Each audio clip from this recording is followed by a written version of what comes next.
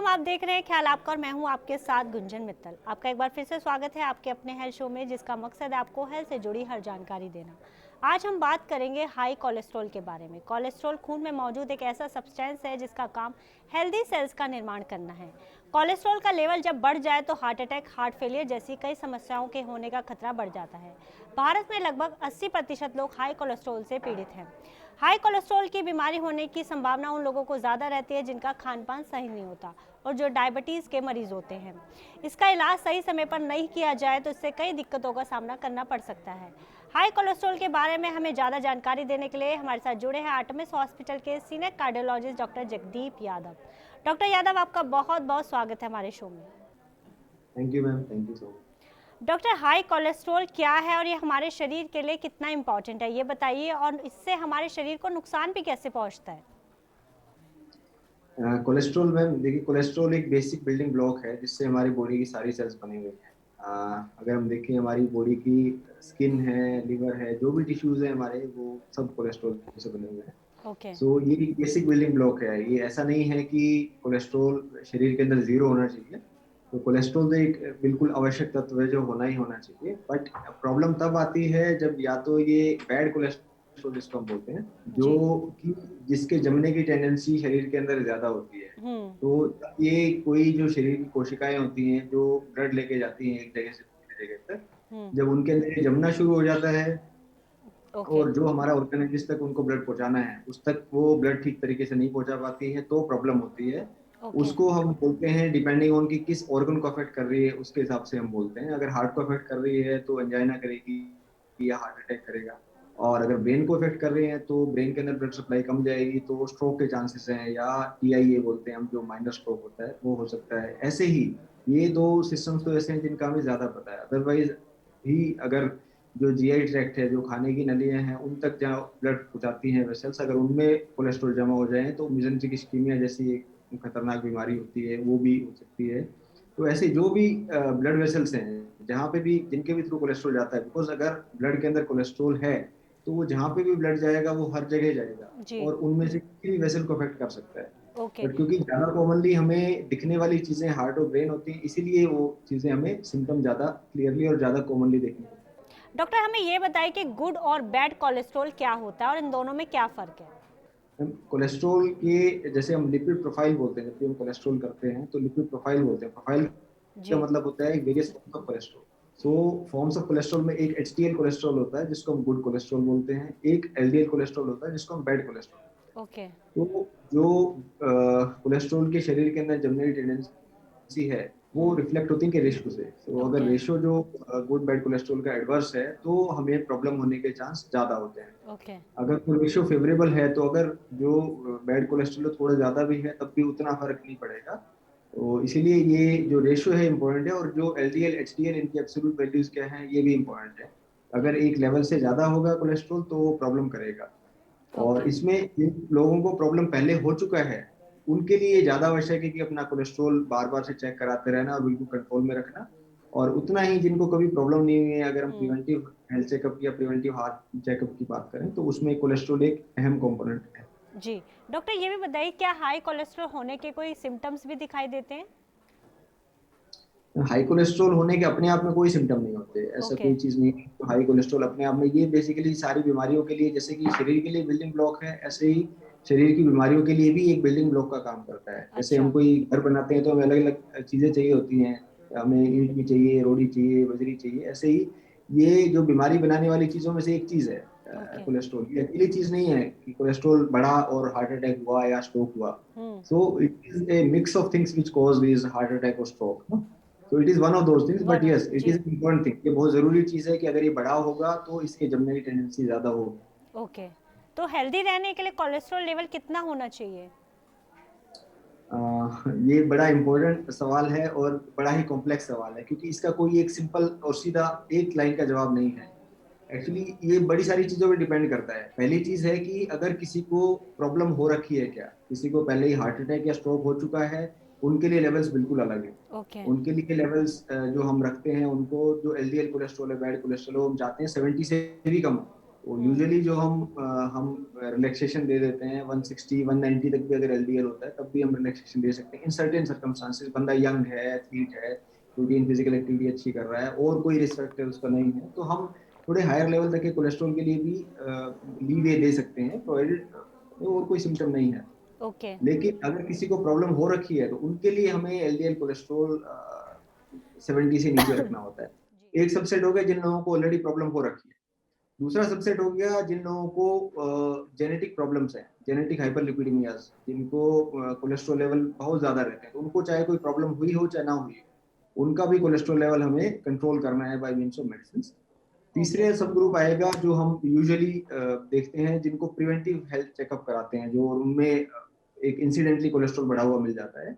उनके लिए जो सारी चीजें हैं वो एज डिपेंडेंट है, प्लस जो बाकी रिस्क फैक्टर्स हैं उन पर डिपेंड करती हैं, और एक रिस्क स्कोर होता है। Risk score is a multi variable thing which we calculate depending on कि उनका बीपी कितना रहता है, वो स्मोक तो नहीं करते हैं, उनको डायबिटीज तो नहीं है, उनकी एज कितनी है, उनका जेंडर क्या है, ये सारी चीजों को मिला के हम एक स्कोर कैलकुलेट करते हैं which is called risk score.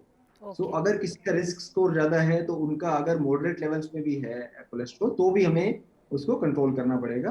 But जी। अगर उनका रिस्क स्कोर ज्यादा नहीं है तो हम्म। थोड़ा सा हाई कोलेस्ट्रॉल अभी अगर होगा तो हम उसको इनिशियली वी मैनेज ट्राई कर एंड सकते हैं। Maintain with diet and lifestyle, जो भी जी। हम डाइट के अंदर कर सकते हैं, जो हम लाइफस्टाइल में कर सकते हैं। जी।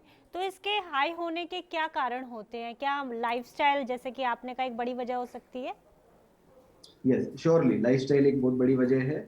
और जो डाइट जिस पे हम बहुत ज्यादा फोकस करते हैं और बहुत ज्यादा बोलते हैं, इनफैक्ट वो 10-15% ही कंट्रीब्यूट करता है, ऐसा नहीं कि ओके। सारा का सारा कोलेस्ट्रॉल डाइट से ही आता है। बट यस इसमें जो भी फैक्टर कंट्रोलेबल है ऑफ कोर्स वो तो हमें कंट्रोल करना ही पड़ेगा, तो इसीलिए हम जो डाइट वाला सजेशन देते हैं वो इसीलिए हर एक बंदे को देते हैं, because that is the least that we can do.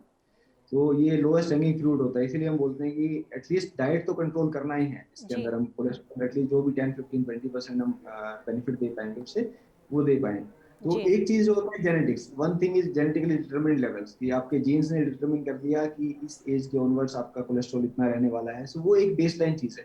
Okay. वो उस पे जो मॉडिफाइबल फैक्टर्स होते हैं, जैसे वो मॉडिफाइबल फैक्टर्स होंगे आपकी एज, आपकी फिजिकल एक्टिविटी, आपकी डाइट, आप कितना एक्सर्ट करते हैं, आपका बॉडी वेट क्या है, ये सारी चीजें फिर आ जाती हैं जो मॉडिफाइबल फैक्टर्स के अंदर। तो आपका जो जेनेटिक्स डिटरमिन करेगी वो कोलेस्ट्रॉल लेवल आपका बेसलाइन होगा। ऑन टॉप ऑफ इट ये सारी चीजें ऐड करती जाएंगी। तो ऑफ कोर्स जेनेटिक्स को तो आप मॉडिफाई नहीं कर सकते, उसका तो you can't do anything about it. Gender को आप मॉडिफाई नहीं कर सकते, you can't do anything. Okay. Family history को आप मॉडिफाई नहीं कर सकते, बट जो जी। मॉडिफाइबल फैक्टर्स है वो क्या बचेंगे? जी। मॉडिफाइबल फैक्टर्स हमारे पास बचे डाइट एंड लाइफस्टाइल। तो ओके। इसीलिए हम इन दोनों चीजों पे इतना फोकस करते हैं। ओके। डॉक्टर, ये भी बताइए कि कोलेस्ट्रॉल लेवल, जैसे कि आपने कहा कि टेस्ट करवाते रहना चाहिए जिसको अगर कोलेस्ट्रॉल की प्रॉब्लम है, तो कौन से टेस्ट किए जाते हैं इसके लिए? इसके लिए मैम जो टेस्ट होता है उसको बोलते हैं लिपिड प्रोफाइल। लिपिड प्रोफाइल में वो उसमें हर एक तरह का कोलेस्ट्रॉल आएगा, जैसे हम बात कर रहे थे, गुड कोलेस्ट्रॉल आएगा, बैड कोलेस्ट्रॉल आएगा, टोटल कोलेस्ट्रॉल आएगा। एक कोलेस्ट्रॉल के अलावा एक कोलेस्ट्रॉल का एक कंपोनेंट होता है जिसको हम ट्राइग्लिसराइड्स बोलते हैं, तो उनको भी हमें इग्नोर नहीं कर सकते, वो भी इतना ही प्रॉब्लमेटिक हो सकता है जितना कि कोलेस्ट्रॉल, क्योंकि वो कोलेस्ट्रॉल के वेसल्स में जमने के अलावा भी कई अलग अलग तरह की प्रॉब्लम कर सकता है, जैसे कि पेरिफेरल वेसल्स में जमना, जैसे कि पेंक्रियाटाइटिस करना। पेंक्रियाज एक ऑर्गन होता है, उसके अंदर अगर ट्राइग्लिसराइड बहुत हाई होता है तो उसकी जो डक्ट्स होती है उनके अंदर ट्राइग्लिसराइड जम जाता है, जिसकी वजह से पेंक्रियाटाइटिस, जो कि एक लाइफ थ्रेटनिंग बीमारी है, वो हो सकती है। ओके।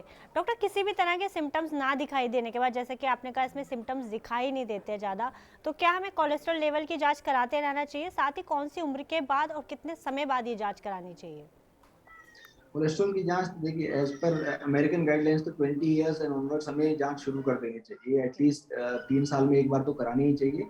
एनुअली करा लें तो और बेटर है। जिनको फैमिली हिस्ट्री है उनको जल्दी करानी चाहिए, जिनको 40 इयर्स एंड अबव तो एनुअली साल में एक बार करानी ही चाहिए प्रोफाइल वाली जांच। बट 20 ईयर एंड ऑनवर्ड्स, क्योंकि जो जेनेटिक हाइपरलिपिडेमियाज हैं उनका पता हमें तभी चल पाएगा जब हम अर्ली एज से ही कोलेस्ट्रॉल लेवल चेक करना शुरू करें, क्योंकि अभी एज ऑफ नाउ जब हम देख रहे हैं आजकल के टाइम में कि इवन यंग लोगों को भी हो रहा है, जी। तो उसका सारा पार्ट जेनेटिक हाइपरलिपिडेमियाज नहीं है, बट उसमें जितना भी कंपोनेंट जेनेटिक्स का है वो हम तभी पकड़ पाएंगे जब हम अर्ली एज पे एटलीस्ट एक दो बार चेक कर पाए। सो डिटेक्ट कर 20 पाए। And ji. ऑनवर्ड्स एक बार चेक करना चाहिए, इट इज डिजायरेबल। ओके। तो हाई कोलेस्ट्रॉल से हमें कौन सी बीमारियों का खतरा ज़्यादा बढ़ जाता है? जैसा मैंने पहले बताया, हाई कोलेस्ट्रॉल का जो है, हाई कोलेस्ट्रॉल जब जमेगा तो एक जो जो भी वेसल ब्लड कैरी करती है उस जी। हर एक वेसल के अंदर कोलेस्ट्रॉल जम सकता है। उसका जो एंड रिजल्ट होगा वो होगा उस ऑर्गन की सप्लाई को प्रभावित करना, ओके। क्योंकि आपको ब्लड ने सर्कुलेशन के थ्रू हर एक ऑर्गन को जाना है, हर एक ऑर्गन को ब्लड सप्लाई की जरूरत होती है, चाहे किडनीज हो, लिवर हो, मसल्स हो, ब्रेन हो, हार्ट हो, सबको। तो उनको सप्लाई पहुंचाने के लिए हमारी ब्लड वेसल्स होती हैं। So blood okay. वेसल्स में जब कोलेस्ट्रॉल प्रवाहित होता रहता है तो वो जब भी जमेगा तो वो उस ऑर्गन से रिलेटेड प्रॉब्लम करेगा। हम्म। जैसे कि अगर हार्ट की वेसल्स को ब्लॉक करेगा तो एंजाइना या हार्ट अटैक करेगा, ब्रेन की वेसल्स को ऑब्स्ट्रक्ट करेगा तो स्ट्रोक करेगा या माइनर स्ट्रोक करेगा। ऐसे ही लिवर की वेसल्स को अगर इफेक्ट करेगा तो लिवर की प्रॉब्लम करेगा। जीआई वेसल्स को, जो हमारे खाना पचाने वाली जो पार्ट होता है उसको जो वेसल सप्लाई करते हैं, उनको अगर ब्लॉक करेगा तो गट गैंग्रीन भी कर सकता है, जो कि बहुत भयानक बीमारी होती है, जो कि सारी गट को हमारे गैंग्रीन या उसके अंदर ब्लड ना आने की वजह से उसको सबको नेक्रोज कर देती ओके। है। ऐसे ही पैरों की वेसल्स में ब्लड नहीं जाएगा तो आपने देखा होगा लोगों के जो डिजिट्स होते हैं वो कई बार एम्पुटेट करने पड़ते हैं, काटने पड़ते हैं, ब्लड जी। वेसल में ब्लड पूरा नहीं जाने की वजह से गैंग्रीन हो जाती है, काले पड़ जाते हैं, नीले पड़ जाते हैं। तो ये हम्म। सारी प्रॉब्लम्स होती हैं कि ब्लड वेसल के अंदर कोलेस्ट्रॉल जमना, प्लस कुछ केसेस में कोलेस्ट्रॉल के ऊपर क्लॉट भी जम जाता है, जो ओके। कि एक्यूट या मेजर प्रॉब्लम कोज करता है उस पॉइंट ऑफ टाइम पे। ओके। तो हाई कोलेस्ट्रॉल लेवल को कंट्रोल कैसे रखा जा सकता है और कोलेस्ट्रॉल को कम करने के लिए कौन सी मेडिसिन दी जाती है? जैसा कि हमने अभी बात की, एक होता है primary prevention. Primary okay. Prevention बोलते हैं उन लोगों को जिनको कोई प्रॉब्लम नहीं हुई हो बट जिनका कोलेस्ट्रॉल हायर साइड में हो। प्राइमरी प्रिवेंशन में हम सबसे पहले ये देखते हैं अगर लेवल्स बहुत ज्यादा नहीं है, जो कि मैंने बताया बहुत सारी चीजों पर डिपेंड करता है। तो अगर लेवल बहुत ज्यादा नहीं है तो initially we advise diet and lifestyle. जी। अंदर डाइट के अंदर हम बोलते हैं फ्राइड चीजें, जो भी चीजें फ्राई हुई हो, खासतौर पे जो ऐसी चीजें जो कि मल्टीपल बार उसी तेल में फ्राई की हुई हो, इस तरह की फ्राइड चीजें अवॉइड करनी है जितना हो जी। सकता है ना।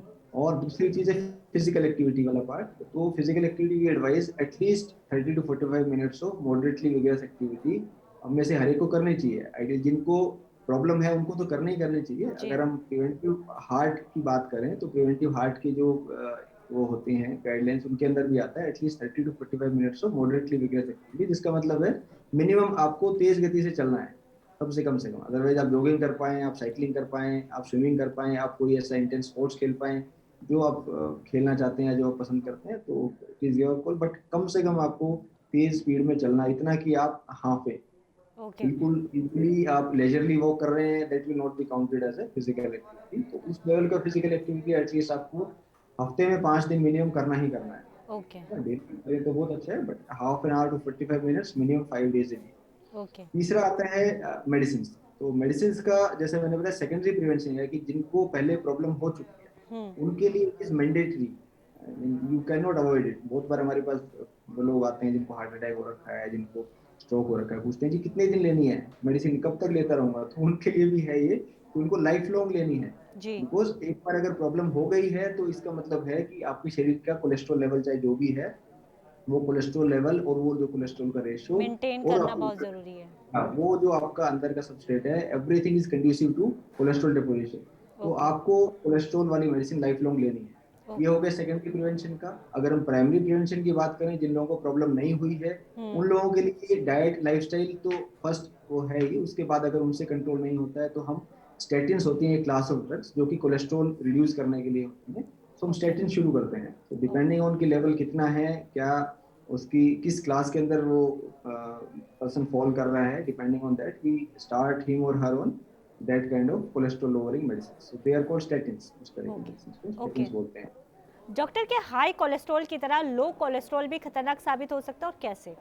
लो कोलेस्ट्रॉल का ऐसा मतलब खतरनाक साबित होने वाला तो बहुत ज्यादा कुछ नहीं है। और लो कोलेस्ट्रॉल अपने आप में अगर नेचुरली लो है तो यूजुअली वो प्रॉब्लम नहीं करता है। बट कुछ स्टडीज में, कुछ उनमें हमने देखा है कि अगर हम आर्टिफिशियली कोलेस्ट्रॉल को लोअर साइड में लेके जाते हैं तो that can lead to sort of कुछ साइकेट्रिक इश्यूज, या लो फील करना, वीक फील करना, जनरलाइज वीकनेस रहना, या कुछ साइकेट्रिक इश्यूज उसमें आ सकते हैं अगर बहुत ज्यादा कम कर दें हम कोलेस्ट्रॉल लेवल को, जो डिजायर्ड लेवल है उससे। ओके। लास्ट सवाल मैं आपसे जानना चाहूँगी, कोलेस्ट्रॉल को सही रखने के लिए हमें अपने लाइफस्टाइल में क्या बदलाव करने चाहिए? जैसे कि आपने बताया कि लाइफस्टाइल एक बहुत मेजर फैक्टर है कोलेस्ट्रॉल, हाई कोलेस्ट्रॉल के लिए। उसमें जो चीजें हमें करनी है, कुछ चीजें तो हमने अभी डिस्कस की हैं, जी कुछ चीजें हमें जो होती है, जिस चीज पे हम बहुत ज्यादा ध्यान नहीं देते हैं, जो चीज हम यूजुअली अनसीन कर देते हैं, वो की स्नैकिंग। जो हम यूजुअली बोलते हैं मैं तो खाने में कुछ खाता ही नहीं, मैं तो दो रोटी खाता हूँ, दो रोटी शाम को खा लेता हूँ, या मैं तो मेरी डाइट में ऐसा कुछ है ही नहीं जो कोलेस्ट्रॉल बढ़ाए।